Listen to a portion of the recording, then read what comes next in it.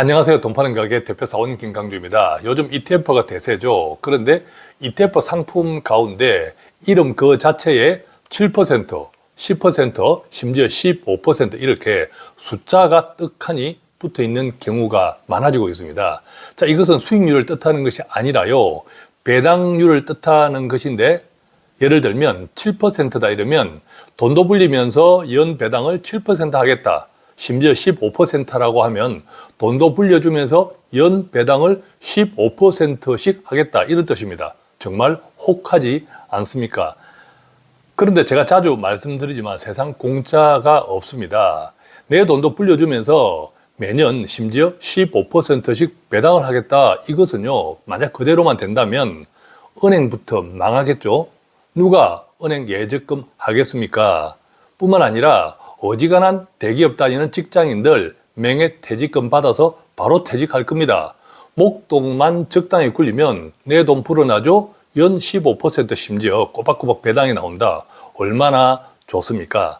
자, 그래서 오늘은요, ETF 상품 이름에 숫자가 퍼센트로 표시되어 있는 ETF. 자, 그 같은 ETF는 도대체 어떤 구조로 만들어지는 상품인지 결론적으로 그것을 커버드 콜 ETF라고 합니다. 자, 그 같은 커버드 콜 ETF는 정말 아무런 위험이 없는지 최근 은행에서 사태가 하나 불거졌죠. ELS입니다. ELS 가입했는데 원금이 반토막 났다. 자, 그것 때문에 엄청난 파장이 일었습니다. 그래서 최근에 이렇게 숫자로 표시되는 ETF 이것도 ELS와 닮아 있다. 그래서 무분별한 커버드 콜 상품에 대한 주의보도 내렸고 ELS와 닮은 꼴이다 해서 조금 조심하자. 자, 이런 뉴스들도 있습니다. 그럼에도 불구하고 앞 다투어서 커버드 콜 상품들이 출시되고 있습니다. 그래서 내 돈도 불리면서 연간 7%, 10%, 12% 하다가 지금은 15%까지 나와 있습니다. 자, 이대로 계속 가면 뭐 20%는 나오지 말란 법도 없죠. 자, 그렇지만 앞서 말씀드렸죠. 세상에 공짜는 없다. 자, 그래서 오늘은 이 같은 커버드 콜 상품들은 어떤 구조로 만들어졌고 그것을 나의 재정 형편에 어떻게 이용하면 좋을지 제가 가끔 말씀드리잖아요. 뽕지라면 쉽고 간단하게 투자하자. 쉽고 간단하게 커버드 콜을 이용하는 방법은 또 어떤 것들이 있는지 그런 내용들을 중심으로 말씀드리고 덧붙여서 요즘 커버드 콜 상품들에 대해서 마치 ELS와 같다. 자, 그래서 조금 조심하자 이런 뉴스들도 계속 나오고 있거든요. 자, 그랬을 때 과연 이것이 ELS와는 어떻게 닮아 있고 또 어떻게 다른지도 함께 공부해 보도록 하겠습니다.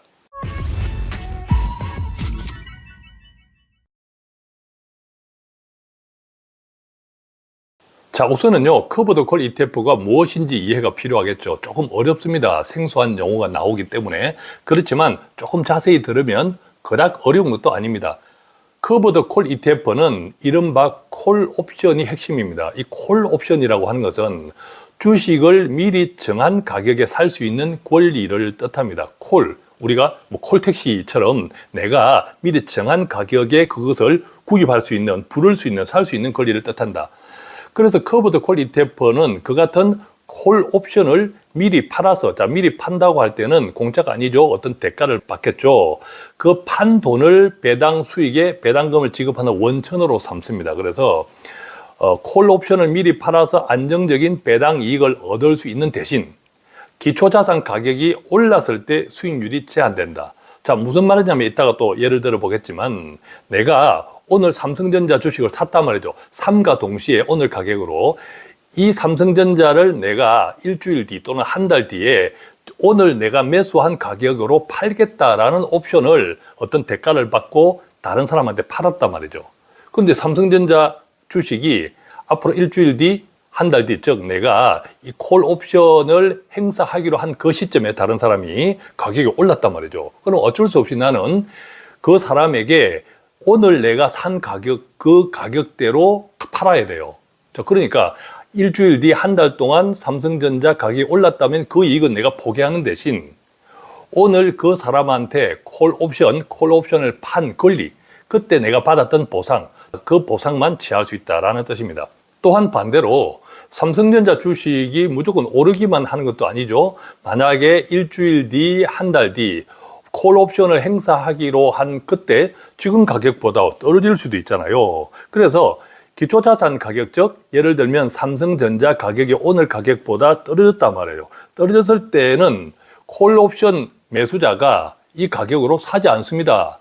근데 자기가 콜옵션을 매수하면서 나에게 어떤 대가를 줬단 말이죠. 그 대가를 포기하더라도 지금 가격보다 삼성전자 가격이 더 많이 떨어졌다면 콜옵션 매수자가 나에게 지급했던 대가를 포기하더라도 차라리 하락한 삼성전자 주식을 사지 않는 것이 더 좋을 수도 있다는 거죠. 자, 그러면 나 입장에서는 어떻습니까? 비록 콜옵션을 팔면서 받은 이익이 조금 있지만 그것보다 더 많이 삼성전자 가격이 떨어졌다면 나한테는 동시에 손실이 발생하는 거죠. 물론 손실은 발생했지만 콜옵션 매수자한테서 받았던 비용이 있기 때문에, 돈이 있기 때문에 그만큼의 손실은 줄어들죠. 그렇지만 앞서 말씀드린 대로 삼성전자 가격이 올라서 이익이 생기면 그 이익을 내가 취할 수가 없어. 왜냐하면 오늘 가격으로 내가 팔기로 약속했기 때문에. 또한 반대로 삼성전자 가격이 떨어지면 만약 콜옵션 매수자가 매수를 포기해버리면 나는 손실을 입을 수 있어. 즉 원금 손실도 생길 수 있다는 거죠. 자, 그렇기 때문에 원금 손실 가능성을 충분히 알리지 않고 매달 정해진 배당을 따박따박 내 돈도 불리면서 매달 배당을 받을 수 있다는 점만 앞세워 판매할 경우에는 이게 문제가 될 소지가 크다라는 것이 바로 우리가 우려하는 내용입니다. 그런 점에서는 ELS와 좀 비슷한 점이 있는 거죠.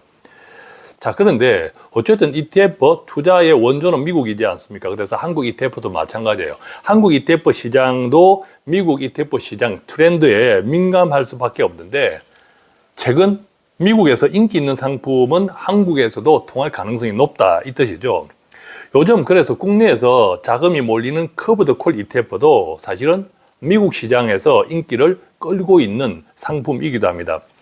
지난 1년 동안요, 미국에서 자금이 많이 유입된 상위 20개 ETF 상품 가운데 액티브 ETF는 딱 2개 뿐이라고 하는데, 자, 그 가운데서도 잘 알려져 있는 상품입니다. JEPI라고 하죠. JEPI. 이것하고 나머지 하나는 JEPQ인데 이 두 가지 모두 커버드 콜 ETF 상품이라는 공통점을 가지고 있습니다.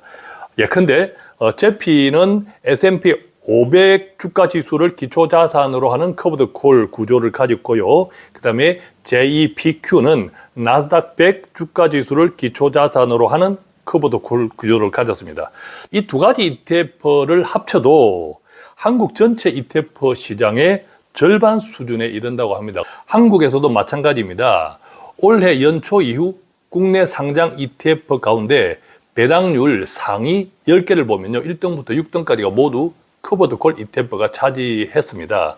콜 옵션, 앞서 말씀드린 콜 옵션 프리미엄이라는 인컴이 있기 때문이죠.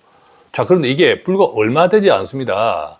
당연히 상품이 출시되었으면 당분간은 괜찮겠죠. 길게 보셔야 되는데 안타깝게도 한국의 ETF가 본격적으로 판매되기 시작한 지가 불과 몇 년 되지 않습니다.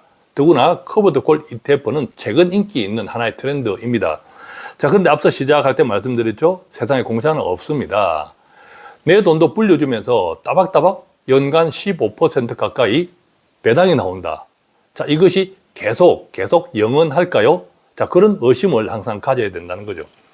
그래서 저는 한마디로 굉장히 조심해야 할 필요가 있다. 이 점도 같이 말씀드립니다. 자, 어쨌든 개인 투자자들 입장에서 보면 상당히 혹할 수 있는 상품이죠. 자, 그래서 개인 투자자들이 이 같은 커버드 콜 ETF를 선호하면서 제2의 ELS 사태를 걱정하는 목소리들도 많아지고 있습니다. 자, 일반적으로 우리가 투자에서의 위험, 예컨대 주식 투자에서의 위험은 내가 주식을 매수할 때 부담하게 되죠. 내가 주식을 샀는데 이것이 오르리라고 기대하고 샀는데 항상 기대대로 움직이진 않죠. 만약에 떨어지면 자, 그것이 바로 위험이죠. 자, 그런데 이 커버드 콜은 보유 중인 기초자산의 가격 변동에 대응하는 콜 옵션 계약을 통해서 전체적인 위험을 분산하는 전략입니다. 또한 ELS와 달리 만기가 없습니다. 제가 늘 ELS는 돈 파는 가게에서 한 번도 추천해 드리지 않습니다. 왜냐하면 만기가 있기 때문이죠. 근데 어떤 주식 같은 경우는 내가 좀 선택이 틀렸다면 언제든 팔고 손해보더라도 빠져나올 수 있지만 ELS는 만기가 있기 때문에 만기 이전에는 내가 나올 수가 없습니다. 물론 나올 수는 있지만 상당한 손해를 보고 나와야 되기 때문이죠. 자, 그런데 ELS를 통해서 기대할 수 있는 이익은 사실 크지 않거든요. 그리고 자칫하면 이번 경우처럼 크게 손해를 볼 수도 있지 않습니까? 그래서 ELS를 통해서 기대할 수 있는 기대 이익과 만약에 ELS를 통해서 내가 감수해야 되는 이익이 균형이 맞지 않다. 가성비가 좋지 않다. 그래서 저는 ELS, 특히 어른들의 목돈 ELS를 늘 추천하지 않았죠. 자, 그 결과가 이번에 한번 뻥 터진 겁니다.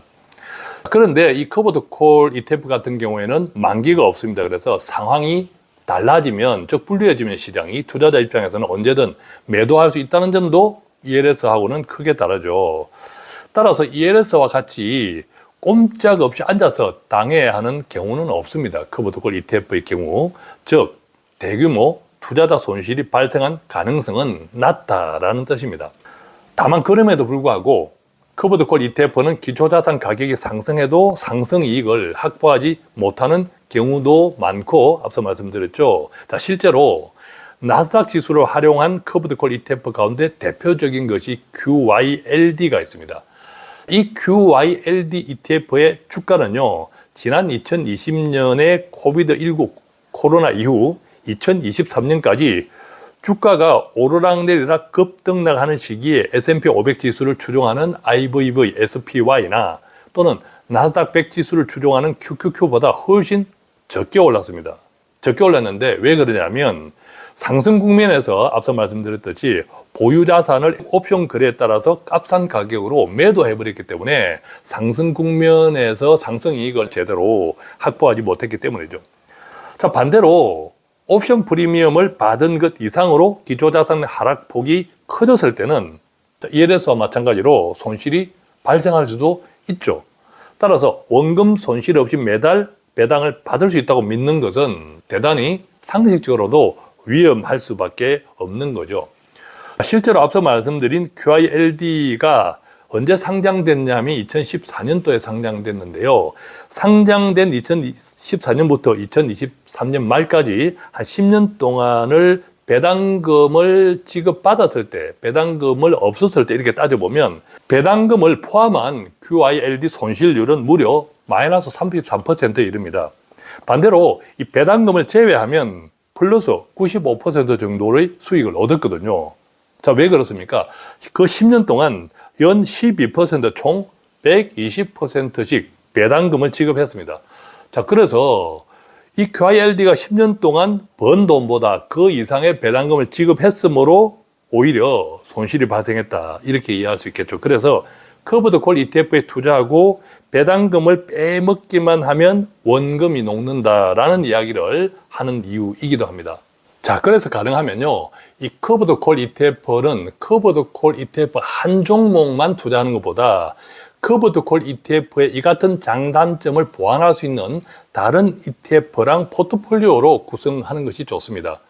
봉지라면 제가 가끔씩 말씀드리는 이 봉지라면 컨셉을 이용해서 그 같은 포트폴리오를 만들 수도 있습니다. 자, 예를 들면 제가 가끔씩 방송을 통해서 소개해드리는 ETF 포트폴리오, 그것을 제가 봉지라면이라고 하잖아요. 그 같은 봉지라면 종류 가운데 거위라면이 바로 커버드 콜 ETF랑 성격이 조금 다른 ETF랑 포트폴리오를 구성하는 라면이 바로 거위라면입니다. 이 같은 거위라면은 주로 목돈을 활용해서 배당받으면서 연금처럼 사용하기 원하는 사람들한테 적합하죠. 물론 각자의 재정 형편이나 투자 성향에 따라 자산 증식 또는 배당 전략 등 두 가지 종류가 있습니다. 자, 구체적인 내용은 시간 관계상 다음에 자세히 소개하기로 하고 오늘은 결론만 간단하게 소개해 드립니다. 물론 지금 말씀드리는 포트폴리오 구성은 제 개인적인 의견입니다. 판단은 알아서 하시기 바랍니다. 먼저 자산 증식과 배당 전략을 동시에 추구하고 싶다 할 때는, 자, 미국에서 달러로 투자할 때의 봉지라면, 그 가운데 거위라면을 제가 소개해 드리는 거예요. 자, 미국에서 달러로 투자하고자 할 때는 IVV 또는 SPY, 미국 S&P 500 지수를 추종하는 IVB가 SPY보다 수수료가 조금 싸다. 자, 그것 때문에 제가 IVB다 주로 말씀드린다. 제가 그전에도 한번 이야기 드렸죠. 그래서 IVV의 한 40%.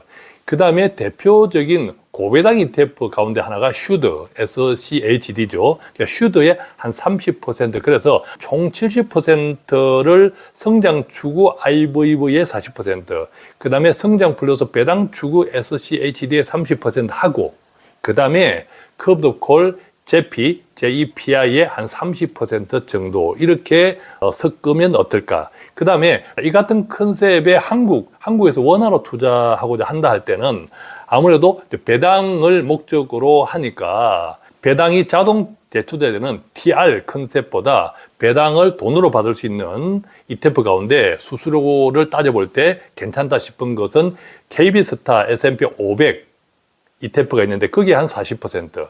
그 다음에 앞서 말씀드린 슈드에 대응하는 한국 ETF로는 제 생각에 ACE 미국 배당 다우존스 30%. 그 다음에 JEPI 제피에 대응하는 한국의 ETF 가운데 제 생각에는 타이거 미국 배당 플러스 7% 프리미엄 다우존스 30% 정도로 구성하면 어떨까 싶습니다. 자, 그 다음에 나는 배당에 조금 더 집중하고 싶어 노후 연금 자산으로 활용하기 위해서 배당에 조금 집중하고 싶어 배당 집중 전략을 추구하는 경우에는 미국에서 달러로 투자하는 경우에는 앞서 말씀드린 IVV의 한 40% 그리고 배당 우선인 커브드콜 ETF인 JP의 한 30%, 그 다음에 또 QYLD, 이것도 커브드콜이죠. QYLD 한 30%. 그래서 전체적으로 커브드콜의 한 60%, 그 다음에 성장을 추구하는 IVV 한 40% 이렇게 가면 어떨까 싶고요. 이것을 한국에서 원화로 투자하고 싶다 하면 한국 라면으로는 앞서 말씀드린 대로 일단 배당이 현금으로 나오는 KB스타 S&P 500 ETF의 한 40%, 그 다음에 JP에 대응하는 한국 ETF로 제가 생각에는 ACE 미국 배당 다우존스의 30%. 자, 그 다음에 미국의 QYLD에 대응한다고 생각하는 한국 ETF 가운데 제 생각에는 타이거 미국 나스닥 100 커브드콜 30% 이렇게 구성하면 어떨까 싶습니다. 자, 오늘은 정말 투자자 입장에서는 혹할 수밖에 없죠. 내 돈도 불려주고 뭐 최대 15%까지 배당을 주겠다 하니까 혹할 수밖에 없습니다. 그러나 항상 투자에는 공짜는 없다. 그런 관점에서 항상 혹하는 것들은 한번 의심해 볼 필요가 있다. 그래서 오늘 자세히 말씀드렸고, 그럼에도 불구하고 그것을 마냥 나쁘다, 위험하다 할 필요는 없다. 우리가 적절하게 잘 활용할 수도 있다. 그런 관점에서 제가 가끔씩 말씀드린 봉지라면 컨셉을 이용해서 서로 보완될 수 있는 다른 ETF들과 포트폴리오로 만들면 어떨까. 그랬을 때 자산 증식과 배당 전략을 동시에 추구하는 사람, 그리고 배당 집중 전략에 따라서 어떻게 구성하면 좋겠다라는 제 의견을 드렸는데 조금이라도 도움이 되었으면 좋겠습니다. 고맙습니다.